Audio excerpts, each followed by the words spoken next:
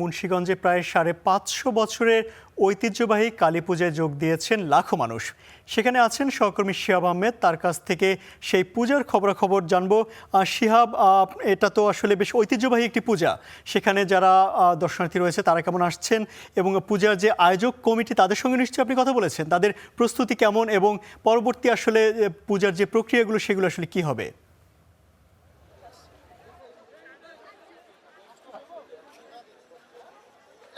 ইমতিয়াজ, অশুভের বিরুদ্ধে শুভর জয়, শক্তি লাভ এবং জীবনে শান্তি ও সুরক্ষার প্রত্যাশায় গেল ৫৩১ বছর ধরে মুন্সিগঞ্জের সিরাজদি খানের শেখরনগরে এই ইছামতি নদীর তীরে কালী পুজো হয়ে থাকে। আজকে সকাল থেকে আমরা দেখছিলাম এবং এই মুহূর্তে এলাকাটিতে তিল ধারণের ঠাঁই নেই।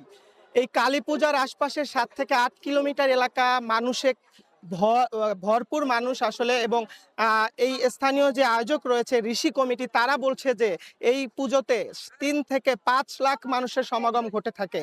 ভারত, নেপাল, শ্রীলঙ্কা সহ বাংলাদেশের আশপাশের বিভিন্ন এলাকা থেকে এই পুজোয় মানুষ আসে এবং দিনভর পুজোটি হয়ে থাকে। আইন শৃঙ্খলা বাহিনীর পক্ষ থেকেও আসলে এই পুজোকে কেন্দ্র করে গেল কয়েকদিন ধরে একাধিক সভা এখানে হয়েছে এবং আজকেও আমরা দেখছিলাম পুজোয় আসার বিভিন্ন পথে, বিশেষ করে ঢাকা মাওয়া এক্সপ্রেসের পাশে হওয়াতে অনেক মানুষ এখানে এসেছে এবং ঈদের ছুটি, পুজো এবং সবকিছু মিলিয়ে এখানে একটি গ্রামীণ আবহ তৈরি হয়েছে। পুজোর ঠিক পাশেই গ্রামীণ মেলা বসেছে। এই মেলায় মুড়ি মুড়কি থেকে শুরু করে নানা অনুষঙ্গ, বেতের এবং বিভিন্ন জিনিস যেগুলো বাড়ির, সেগুলো এখানে পাওয়া যাচ্ছে।